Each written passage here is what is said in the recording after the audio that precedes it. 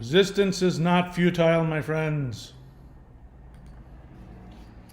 Hello, everybody. This is Mahadeva, the Thunder Wizard, or am I Ophiuchus, the Thunder Lizard?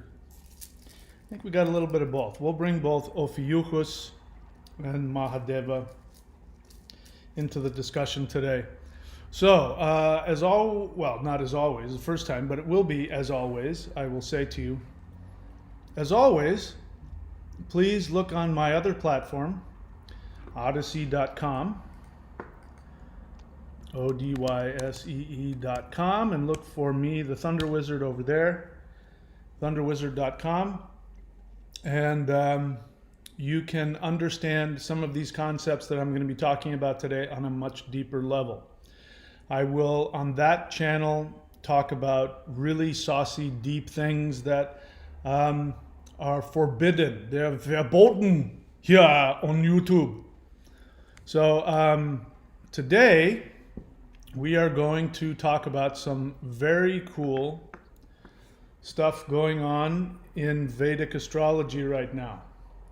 So Vedic astrology is, in my experience, far more accurate than Western astrology, especially when it comes to things known as the Nakshatras, which are the star constellations that are underneath the 12 houses and 12 signs. So 2,000 years ago, in what is now Afghanistan, there was a city-state that worshipped the stars and the planets.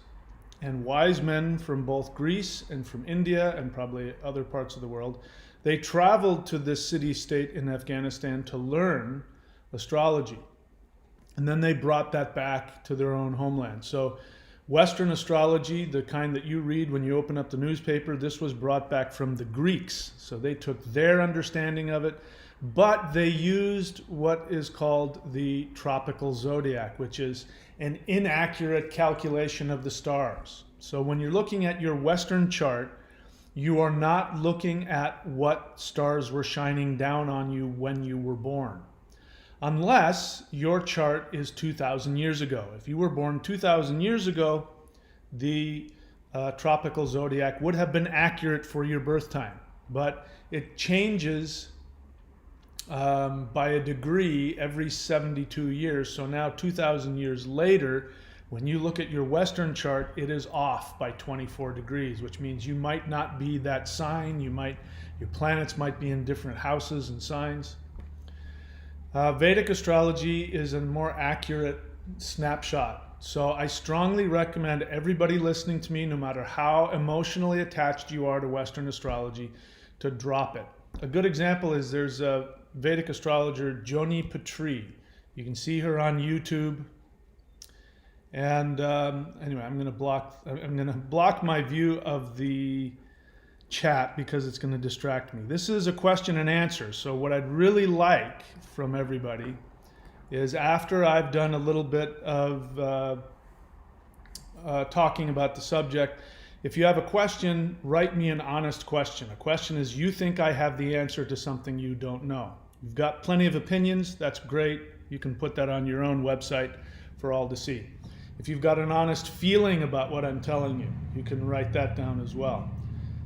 So if you have a question, write the word question in all caps and then write the question so that I can see it, assuming a lot of people show up today, which might be the case. So, and of course, go to odyssey.com to see my platform to understand. I'm going to be talking about some very deep subjects, which on the surface you might not understand what I'm talking about. If you want to understand that more deeply, go onto that website because I explain more in depth what I'm going to be talking about here. So, Vedic astrology. So, in India, before they went to Afghanistan to learn, which was called Bactria back then, when they went to Bactria to learn their astrology, they had an existing astrological practice which used what's called the Nakshatras, which are the constellations. So they looked at all the constellations and they went by the moon. It was a lunar astrological mindset. So the nakshatras sit beneath the 12 signs and the 12 houses, and it gives a deeper understanding. You get to see basically what's going on in the unconscious mind of the planets, the stars, the signs, the houses. That's what Vedic astrology brings. So today we're going to be talking about that, because what has happened right now is that Rahu, the north node of the moon, has transited into Krittika Nakshatra in the sign of, in the sign of, where are we? In the sign of Taurus. Now, I apparently there's a difference, because some people say Rahu's going to come into this sign of Krittika October, and others said that it happened on the 19th. So I'm just going to go with those that say it happened on the 19th. I definitely saw a huge shift in my perception, as you know. I've had a 180-degree shift in my perception about a lot of things here. All right, so I'm going to block somebody. Somebody's just come on and said some really abusive stuff, and I don't put up with that. So we're just going to block that person altogether, just so that I can focus and not be distracted. All right, so Rahu. Rahu is the serpent. Rahu is the head of the snake. Rahu is the north node of the moon. There's the north node and the south node of the moon. These are the nodes of the moon that create eclipses, both lunar and solar. An eclipse is when you are blocked either from your mind or your soul. So when there's a lunar eclipse, that is Rahu swallowing the moon, which is your mind. Your mind becomes blocked. It becomes clouded. You can't see what's going on. You can't. Your mind and your emotions are unable to tap into objective reality. Ketu, the south node of the moon, Ketu can also block the mind and the soul. But Rahu and Ketu are here to do two things associated with karma and destiny. It is Rahu that determines your birth. Rahu is your unfulfilled deepest desires, which, when you do not align yourself with your highest soul purpose, your deepest desires can take you into temptation, into self-deception. When Rahu is clouding your mind, you will be focused on your greed and your fear. Now, Rahu's base desire, the deepest desire of Rahu is to bring you liberation. But Rahu says, human beings, the whole idea of coming to this planet Earth is to live in this illusion of physical reality. And so your desires trap you into self-destructive or self-deluding self-deception. So Rahu, the head of the snake, what I'm going to do is I am going to stimulate your desires, your greed, your fear, your addictions, your ambition. I'm going to stimulate this because I know the fastest way for you to achieve enlightenment is to realize that the stove is hot, do not touch it. But I'll tell you, look at how pretty that flame is. Wouldn't it be nice to just stick your hand right in there? It would be so beautiful and wonderful, and then you burn your hand and you say, holy crap, I'm never doing that again. That's Rahu's strategy. Now, if you are aligned with your highest self, with your soul, Rahu says, I can't deceive you. Good. Let me show you what is really going on. Let me show you what is going on in the mind of others. So Rahu, when he is helping you, will show you the mind of the psychopathic, narcissistic, greedy, corrupt people of the world who are seeking to use you to satisfy their deepest desires. So Rahu can be your best protection, or Rahu can say, no, look at that guy. He's got all the answers. No, join that cult. Drink that Kool-Aid. Drink it. It's tasty. Look at all those, you'll be safe, you'll be loved. Rahu is going to tempt you based on your alignment with yourself. So Rahu here in Krittika, he is in the fire of Mars. He's a warrior. So now there is a war for your perception. And that is exactly what is happening right now. There is a war for your perception. And it is critical. It is Krittika. It is critical that you be aware of the delusion that is coming over the world right now. It has been here since about December. Since before December, but really what happened is December, we're talking about Rahu. Rahu is a reptilian. So the thing about the reptilians is, depending on what side of your own soul you are on, the reptilians are going to do one of two things. They are either going to deceive you to your ruin, to your destruction, or they will guide you to your highest awareness by helping you to be released from your own greed and corruption, fear and delusion. So they can be your best friends or your worst enemies. And right now, Rahu has said, I am going to test the human race. And what we do over the next year, will determine the fate of the human race. Whether the human race will survive and evolve, or whether we will go into another dark ages.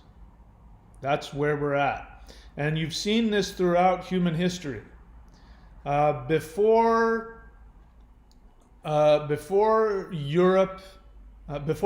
fell, and before Europe went into what we now know of as the Dark Ages, literally where people ate their own feces. Literally. If you lived in Europe, you were most likely a serf, S-E-R-F, which meant that you lived beneath the castle of the Lord and you toiled in his fields.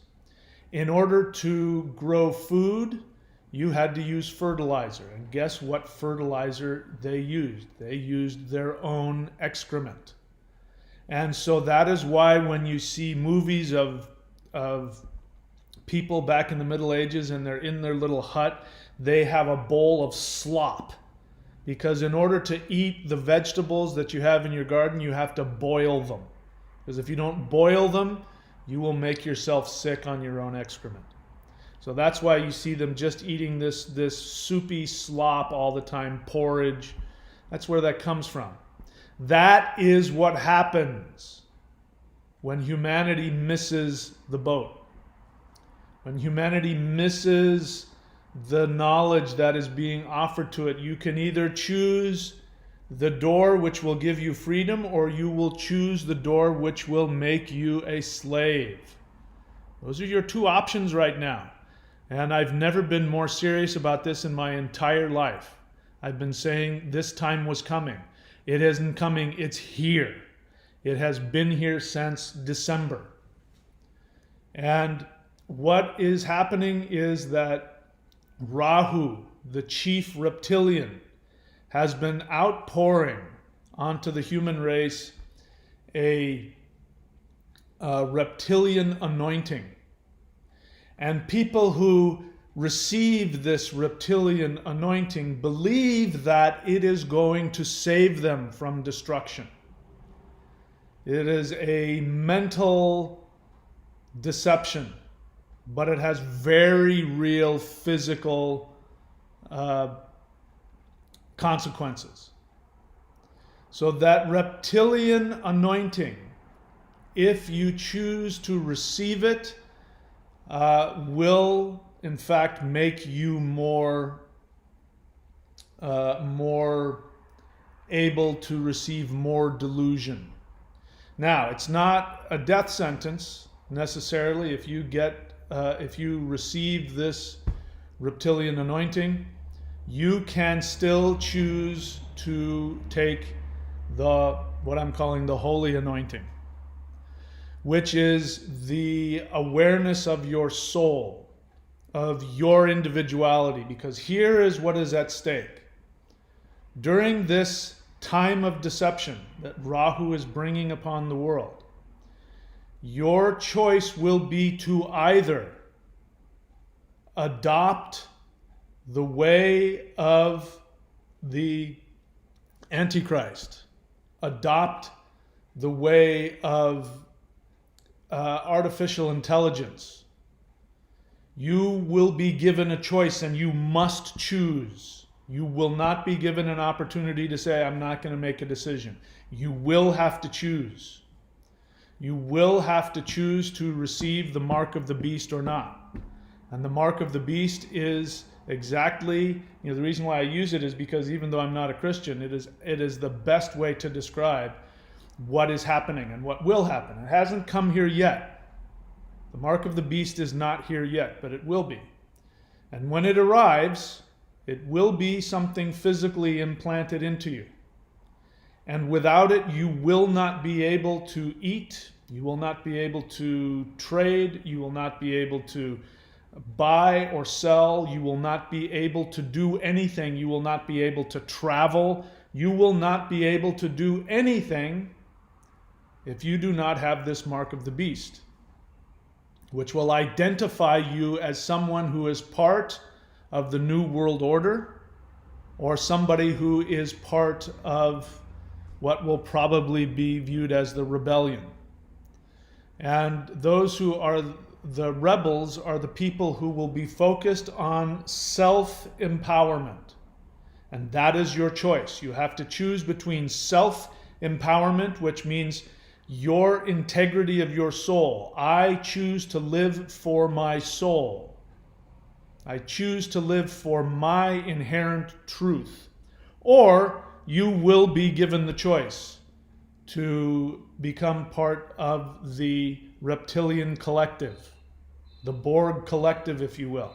The reason why these science fiction TV shows and movies have come out recently, The Matrix, the Borg, zombie movies, all of these things have had this resurgence because our unconscious mind has been intuiting that this has been coming. This is why David Icke talks about reptilians. He's not entirely accurate. Unfortunately, he can't decode the spiritual symbolism in what he is intuiting, but he is accurate in the feeling, the unconscious feeling that there is this reptilian artificial intelligence that is seeking to overtake the world, seeking to overtake human beings and control their procreation.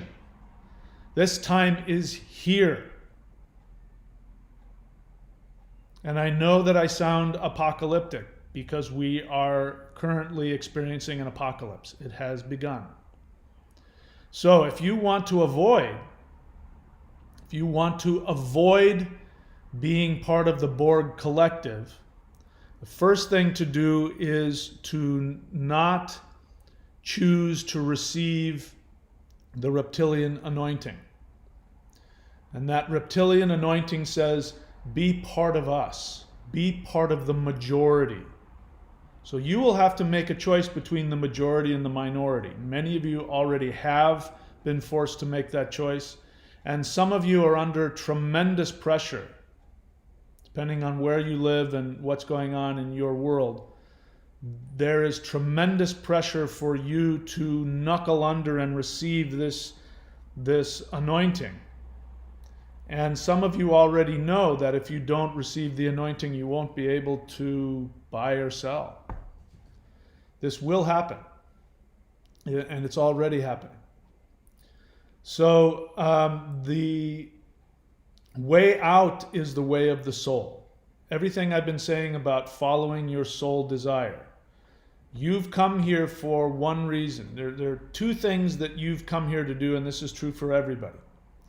The first one is that you chose to incarnate as a human being so that you could experience the desires of your soul. And as I've told you, my greatest desire is to surf. And so I've chosen to only live in places that are surrounded by nature, surrounded by beautiful empty beaches. In fact, you should see the beaches down here. Right now I'm living in Queensland, and I'm surrounded by rainforest and empty, beautiful beaches, and I mean, it's phenomenal. It's everything I've ever desired. I'm thinking very strongly that I haven't completely decided yet, but I'm thinking I might move to Costa Rica. For reasons I'll explain on my other channel. But that is my soul desire. And so my first priority for me as an incarnated being is that I must live in natural, beautiful settings and surf. That's it. Everything else is secondary. The second reason that you've come into this life is to make the decision to follow your soul over the pressure of being loved and approved of by others.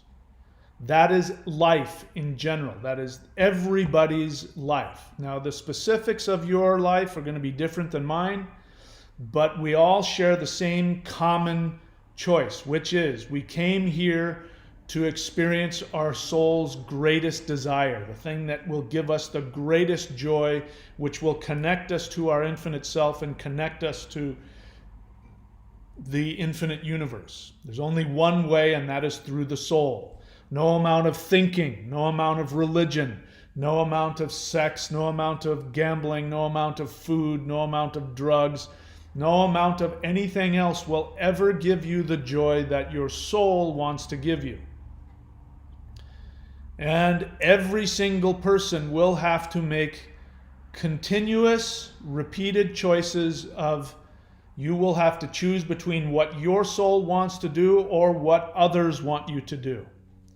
The first one will most likely come between you and your parents. When you are a kid, you will want to become an astronaut, and your dad will say, no, you have to be a butcher.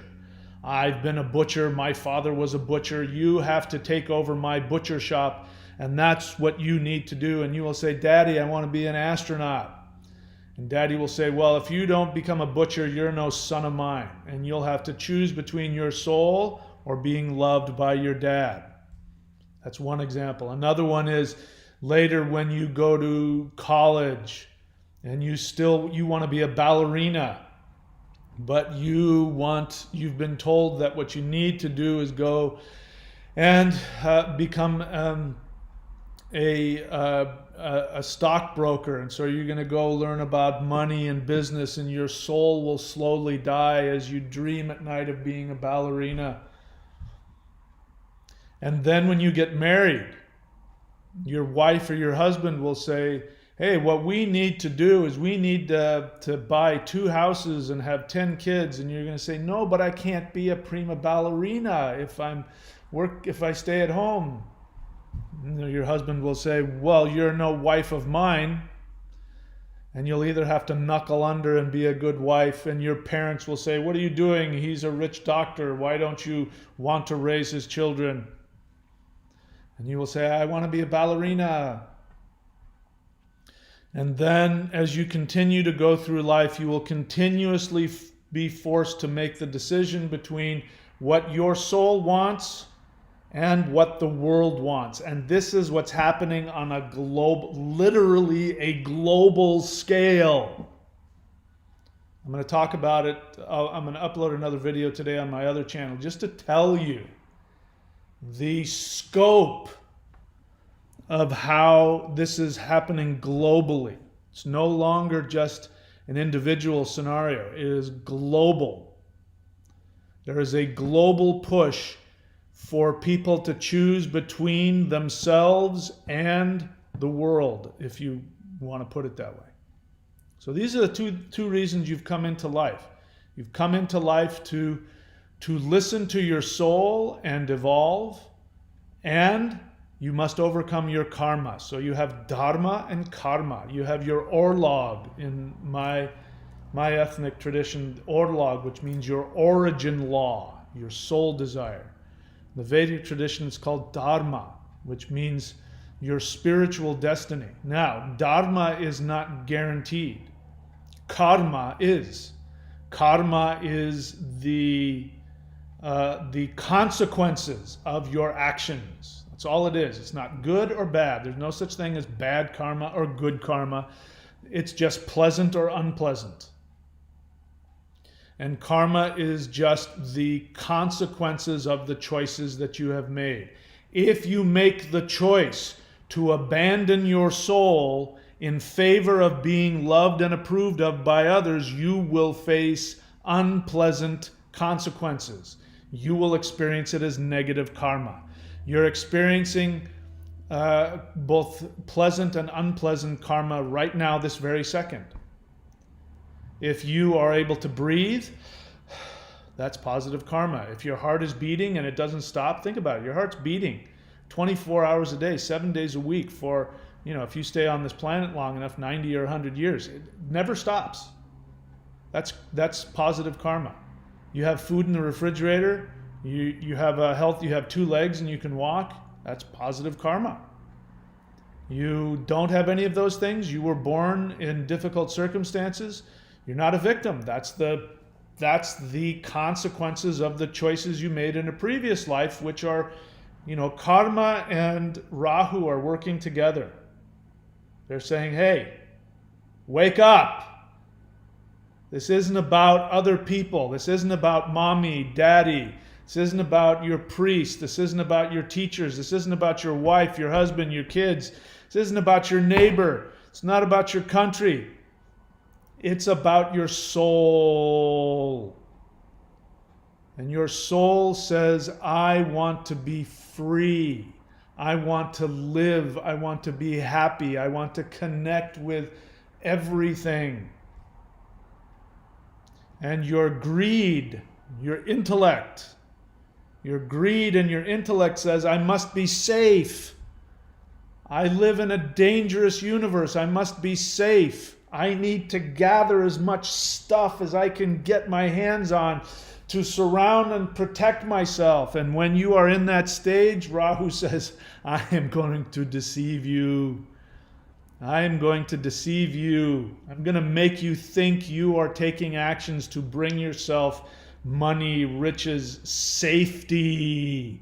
I'm going to fill you with fear of the unknown so that you will seek to do what is safe, what everybody's telling me to do.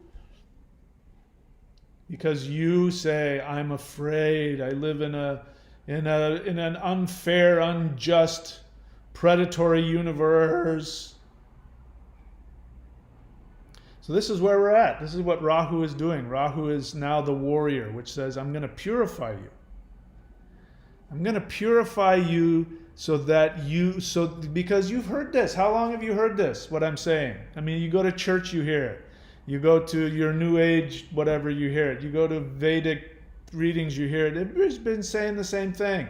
You listen to David Icke. It doesn't matter who you're listening to. Everybody's saying the same thing, which is, hey, this is all an illusion. This whole thing is an illusion. You can either take control of this illusion and live from your soul without fear, live each day like it is your last, live each moment as if it is your last. Don't hold on to anything, because you can't hold on to illusion. The money that you think you need, the house, the car, the husband, the wife, the car, the jewelry, whatever the hell it is that you think you need to keep yourself safe. I've got to have a 401k, otherwise, things might go. I've got to, what I need to do? I need to invest in gold. That's what I need. Forget about this money thing. I'm going to get a bunch of machine guns and I'm going to have a big stack of gold next to me. And you can't wipe your ass with gold. Gold will not keep you warm at night. Gold will not listen to you and comfort you in your pain. There is no more time left. You must decide. You must decide if you are going to follow the truth of your soul or you're going to listen to your fear and your greed. We're running into a time, Rahu is in Taurus, which is possessions, house possessions. Rahu represents the narcissistic, psychopathic, dictator world leaders. Rahu right now is empowering the most powerful. And right now there is a grab for the whole world. The whole world is at stake. We are entering into a phase where there will be a time of global expansion. It's already underway in ways I can't talk about right now, but it's already happening. Rahu is going to give to the shadow leaders, those who you cannot see, who are in the shadows, who control government leaders, that are literally, there are people in the shadows that are making government laws all over the world. There isn't one government that's above the other. There is no superpowers anymore. Watch what's going to happen. Superpowers are going to be a thing of the past. There's going to be a shadow, it's not even a government, it is a shadow reptilian conquest of the entire globe. And the only people who will be free of that are the people who listen to their soul and hold on to their freedom of choice, their freedom of thought, their freedom of action. Those people are the only people who will survive. Some people will initially receive the reptilian anointing. They will initially buy into the narrative of the shadow leaders, of the reptilian horde, the reptilian command. They will initially listen to them. They will listen to the false prophet. There is a false prophet who is giving false reality to the world. And initially, everybody, including myself, I was buying into it. Everybody initially will believe the truth of the world that is presented to them. But those that are focused fearlessly on their own soul will be the only people who will be able to see through the deception. And this is where the zombies come in. So the reason why zombies have been so popular, I remember when I was a kid, there was a couple of zombie movies that came out, but, we were more into mummies and Dracula and, Godzilla. But now zombies are incredibly popular. And what are zombies? They're humans that won't die, but they're dead. And you can't reason with a zombie. You can't say, hey, don't kill me. If your husband gets bitten by the zombie virus and becomes a zombie, your husband will forget that he loves you and he will try to eat you. And their brains don't work. So how do you kill a zombie? You have to cut their head off or shoot them in the head.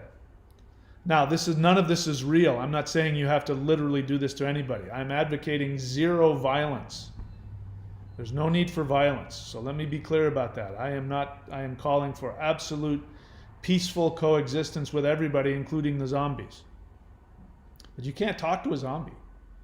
You can't rationalize with them. You can't communicate with them. You can't sit them down and explain to them, you're a zombie. You've been infected with the zombie virus and you can't see straight.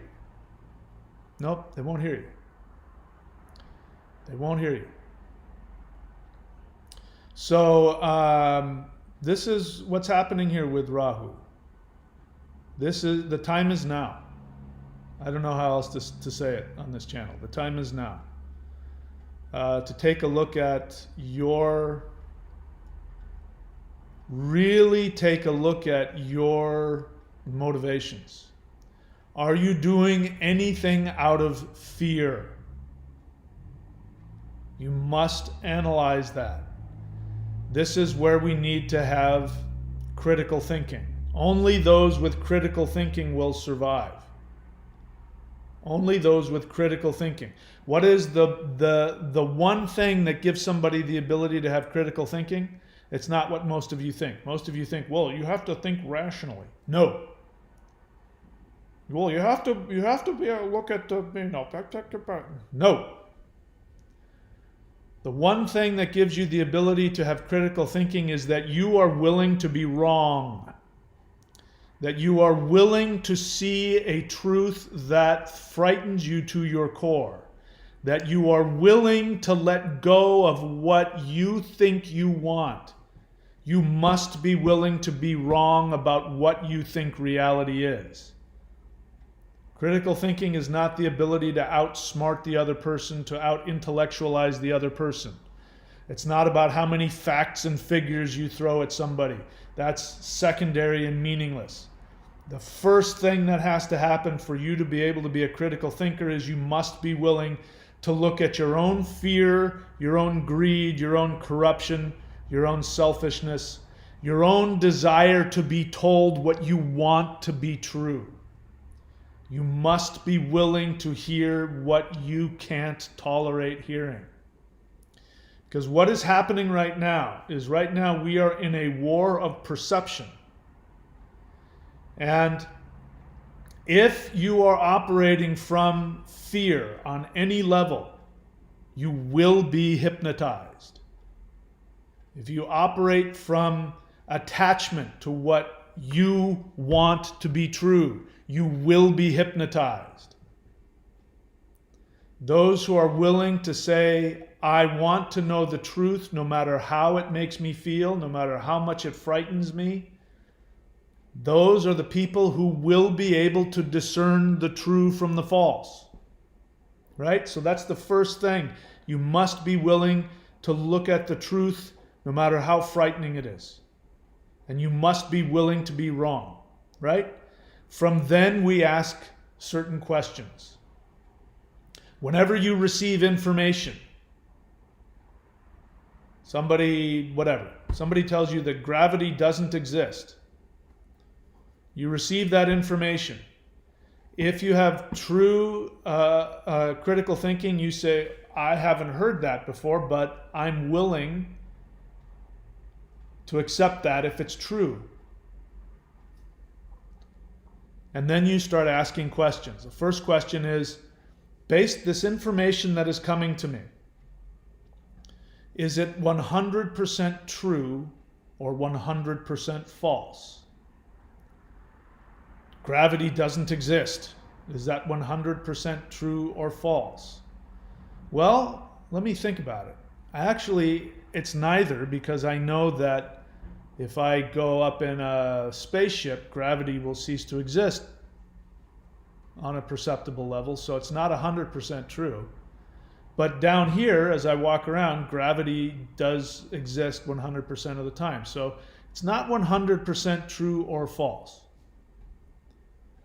When is gravity sometimes true and sometimes false? Well, it's true whenever I'm attached to the earth. It's true all the time when I'm attached to the earth. If I went up in a plane high enough or in a spaceship, then it would be false. When is gravity partially true and partially false? Well, when you're in one of those planes that does that weird thing where it goes up and then it goes down, in between the up and the down, you will be in a non-gravity state.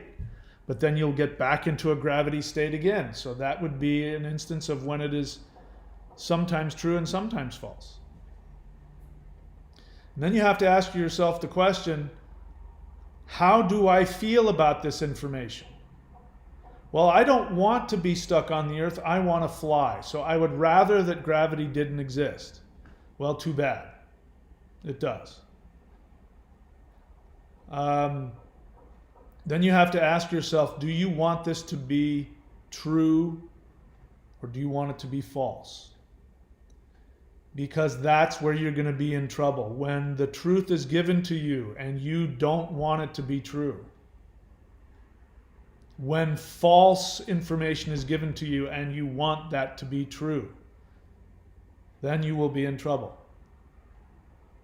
And this is where we're at. We are in a war for your perception. Rahu is in the sign, is in the nakshatra of the warrior, in the sign of physical safety and abundance. So Rahu is fighting for your ability to perceive through the temptation. The temptation to be safe. The temptation to be surrounded by abundance. You will be tempted to make decisions about the reality that you are living in.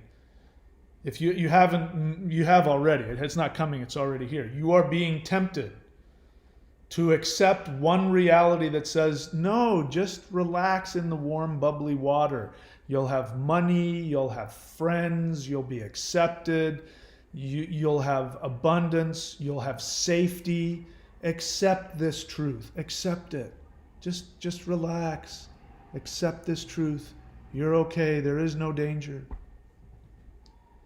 And there is another narrative out there that says, no, your life, literally your life is in danger.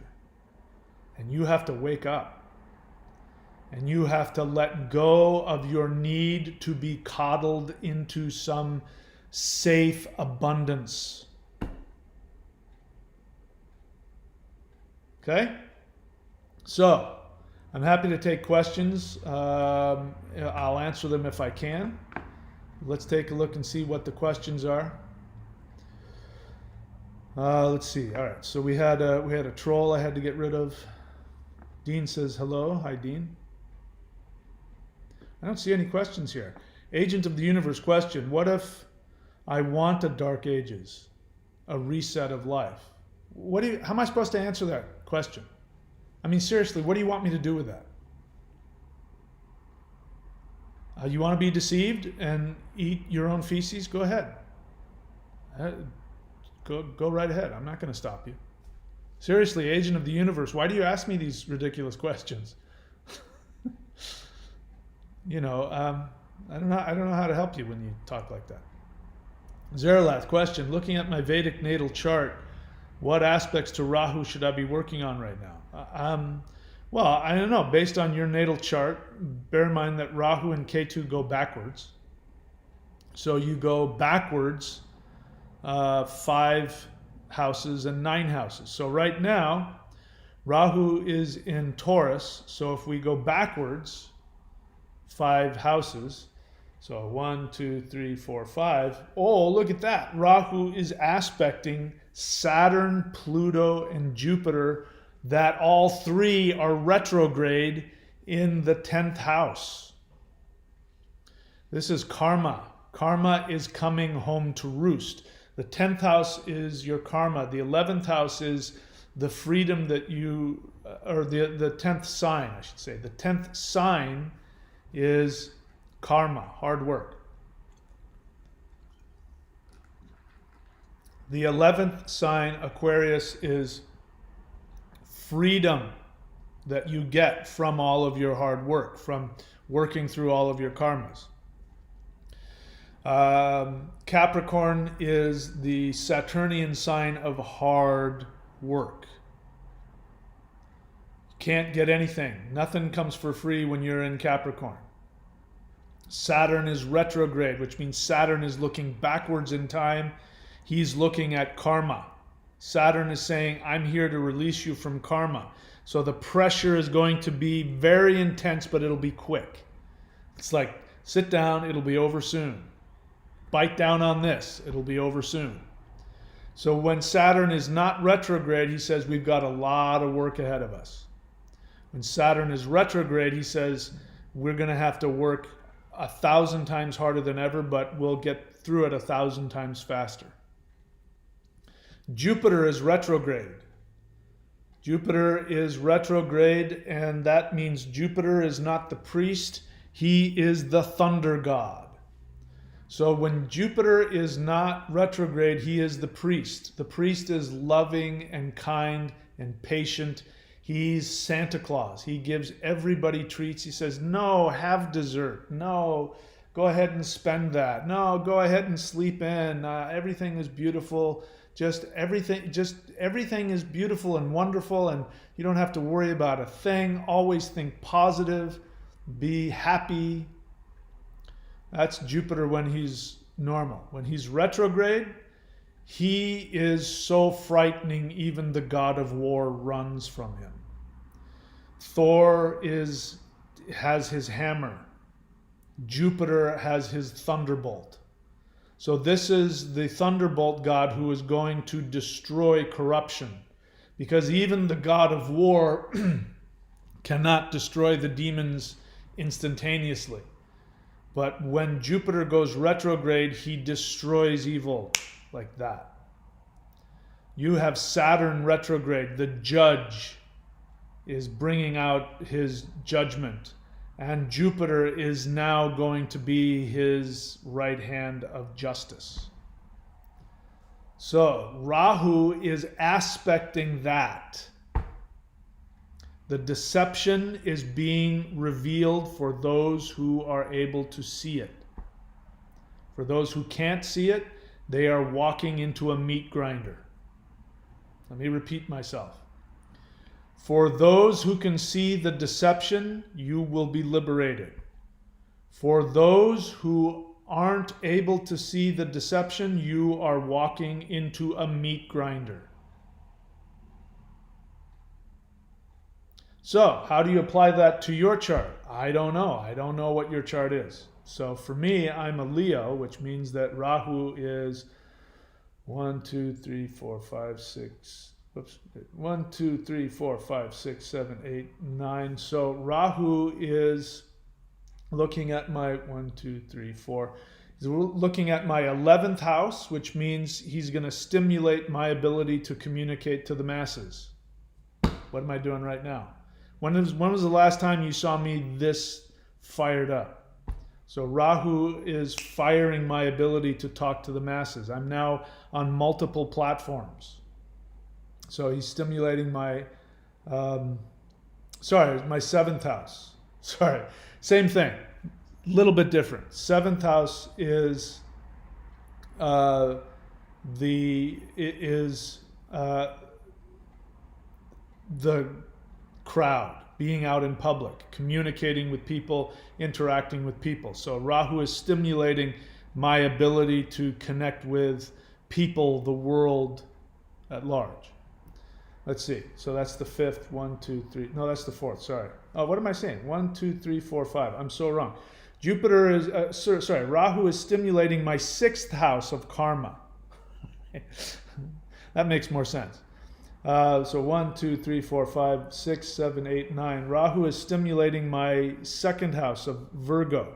Mars and Sun are in Virgo, which means that the Sun and the warrior are heating up the Virgo, which is the person who comes to you, the taskmaster, the intellectual in the library who's finding the cure to the illness. They're being stimulated. It's being heated up. We talk about cures and what you need to cure yourself.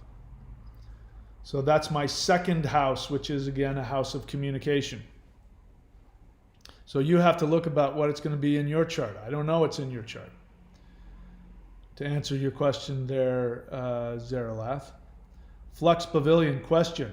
So Flux Pavilion, welcome to the channel. You've been around. Remember, what is it? Please follow my instructions or I get anal retentive. Write question in all caps, because if there was a bunch of people, I might miss it. Have you experimented with kratom? Why are you asking me such a ridiculous question? At what point? This is not one of those ask any questions no matter how stupid. Where do you see any videos talking about kratom? So let me just be really clear with you. Kratom is a drug. Kratom is the poor man's heroin. If you take kratom, you will become addicted and you will have the same kinds of issues that people have who are on opiates. So if you want to fuck around with that bullshit, please go right ahead.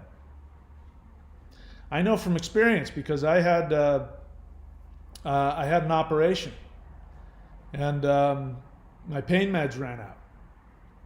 And I was in pain, and I got kratom. And guess what happened? I went through that same. I got addicted, and I went through the, all that shit. It's the same stuff. So if you want to fuck around with it and think that it's something that you should experiment with because you think it's cool and spiritual, be my fucking guest. Have fun. What else? Vincent.thunderwizard.com says hello. If you go to his website, vincent.thunderwizard.com, you can get an astrological reading, and he'll be able to answer your question. Where is Rahu in your chart? What is Rahu looking at? What is being stimulated in this time where Rahu is using the fire of perception to help you with your war of perception? I don't see any other questions here. All right, so that's it for me. So here's the deal.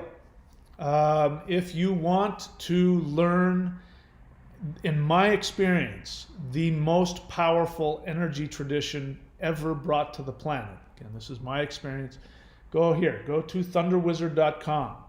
Click around until you see Warrior 90-Day Lightning Qigong. In that, if you subscribe to that, you will have access to member-only videos where I take you through. You simply press play and you watch me as I go through you doing these exercises, these energy exercises. There's a morning practice, a midday, and a nighttime practice. And these practices are designed to do multiple things. Your conscious experience is that you will become aware of what your soul desire is. You will also become aware of the temptations that Rahu is bringing to you.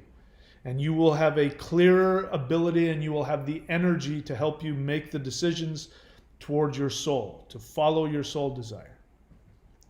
One of the other things you get from this is that you will get access to the lightning energy, which is normally dormant. This is the only energy that can destroy. I mean, other ways you can fight against it and prevail, but if you want the power to instantly destroy, the power of the reptilian horde over your mind, this lightning power will do it. It is the only power of the three. You have chi power, your life force energy. You have kundalini power, which is the power of your psyche. And then you have this lightning power, which normally stays dormant in the heart center, but it's pure lightning. And when you release it, you'll feel it. You have to just do the practice, you'll feel it. When you have that power, you will have the power to defeat demons. And if you get powerful enough with it, you can defeat demons with your bare hands. Demons meaning spiritual entities, not anything physical. And so if you want to be clear, if you're listening to me and you don't know what the hell I'm talking about, am I being deceived? Am I being influenced by Rahu negatively or positively? Do this practice. You'll find out really quick where your blocks are and where you've chosen to throw your soul away in favor of being loved and accepted. It happens on a deep level. We don't all have the ability to be conscious of these things right away. If you want the elite practice, the practice where You can actually fight demons with your bare hands if you have the ability. Not everybody, I'm not guaranteeing anybody will get to that level. You can go here to maoshan.thunderwizard.com. This is the most powerful energy practice, in my belief, on the entire planet. And it is, I have reverse engineered this practice in order to give you all of the other practices that I give you, including the celestial qigong, etc., etc. You want to see the other stuff that I do, go to courses.thunderwizard.com. And of course, look up at the top if you want to hear some deep truths, which I'm going to talk about today. I'm going to blow your mind wide open today if you go here. Go to odyssey.com and look for thunderwizard.com. If I could, I'll be honest with you, if I could, I would just completely move my channel over there. I don't want any censorship, but I need the views in order to keep my business going and, you know, do my job. So if it gets to the point where I have as many people on there as I do here, I will walk away from YouTube forever, because I do not ever want to have to censor myself ever again. But until that happens, I'm here. But if you want to support me in that, go to Odyssey and subscribe. And when you subscribe, let me know. Say, I'm here, subscribe. That way I'll have an idea of how many people from YouTube are subscribing. All right, so let's see. Any questions come up since then? Zerlath, question. So what do we say about question? All caps. Pay attention, put effort. Otherwise, I get cranky. How can I take advantage of Jupiter conjunct my Ketu? Focus on your soul. Ketu says this world is an illusion. Ketu conjunct Jupiter says religion is bullshit. The only thing that matters is your soul. Don't take anybody's word for anything. So focus on your direct connection to the universe. That's what Ketu and Jupiter conjunct can give you. The synaptic door question, advice for a successful marriage. That is such a huge, I mean, what do you want me to give you 3 words? I mean, that's a very big question. That's not what we're talking about today, but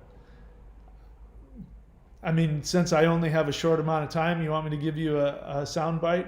Follow your soul. Your soul knows what you're supposed to be doing.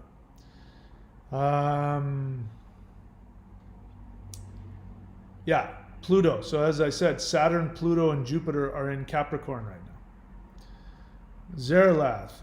No, that's not a question. All right, that's it. Nothing else. That's it. I'm done. I'm going to make the other video and upload it. I could live stream over there, but let's give that some time. I'm gonna go and upload something that's gonna blow your mind. What I want you to understand is the scope to which this global takeover is in effect. It is happening. It's not going to happen. It is happening. The world is being completely, totally conquered. And the face of the political world, including the United States especially, we might be seeing the fall of the United States. It might have already happened. But you're going to see an absolute shift of power on the entire world stage. And if you're not looking for it, you won't ever see it coming. It'll just show up one day. But it's coming. And I'm gonna blow your mind at how powerfully how the reptilian horde has already taken over the whole world. All right, we'll talk about it on the other channel. Until then, thanks for showing up. I'll see you next time. And remember that resistance is not futile.